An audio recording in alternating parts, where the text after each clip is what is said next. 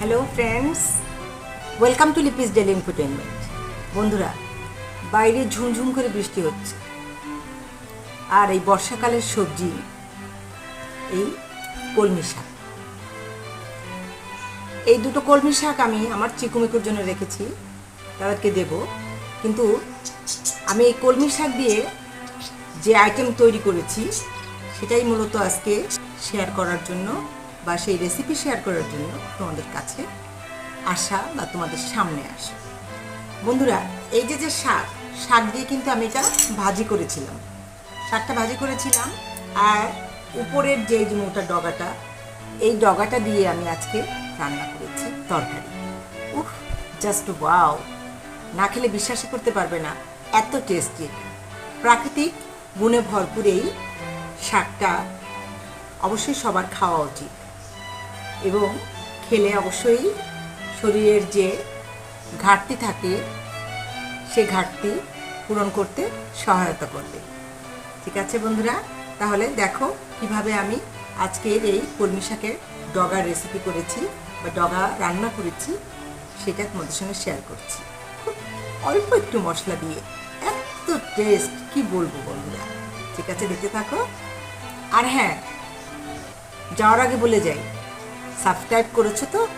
যদি না করে থাকো প্লিজ একটু সাবস্ক্রাইব করে বেল বাটনটা প্রেস করে আমার সাথে থাকো। ঠিক আছে, চলো তাহলে দেখো কিভাবে আমি আজকে এই কলমি শাকের ডগা রান্না করছি। বন্ধুরা, কলমি শাক রান্নার জন্য সর্বপ্রথম ফ্রাই প্যানে তেল দিয়ে দিয়েছি, আর দিয়ে দিচ্ছি একটা তেজপাতা ছিঁড়ে 2 টুকরো করে। আর আজকে আমি কিন্তু পেঁয়াজ দিব না, রসুন দিয়ে রান্নাটা করব মূলত।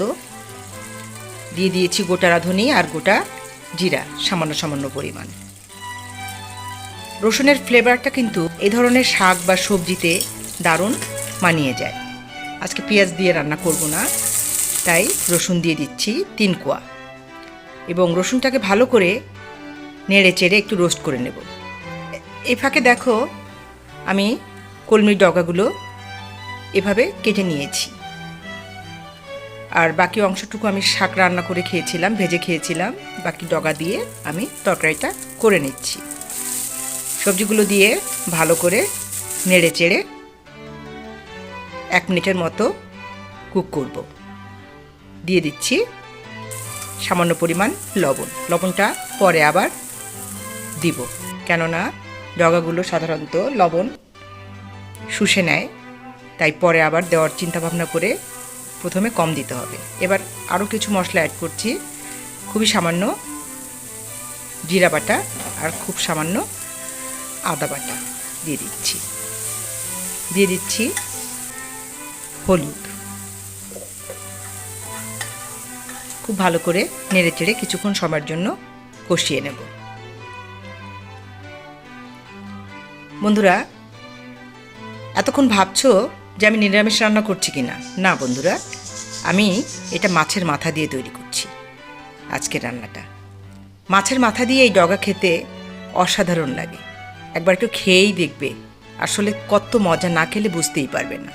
এবার 2 মরিচ ফালি করে দিয়ে দিচ্ছি।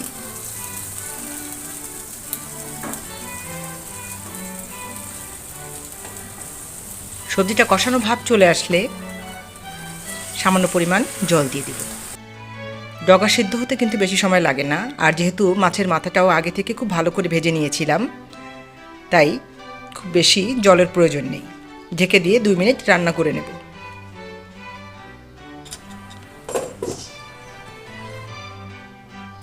তেজপাতাগুলো ফেলে দিচ্ছি। আরও কিছুক্ষণ ভালো করে নেড়ে চেড়ে রান্না করে নেব। এবার লবণ দেখে নিলাম যে লবণটা একটু কম মনে হচ্ছে, তাই ঝোলে আমি আরও সামান্য পরিমাণ লবণ অ্যাড করে নিচ্ছি।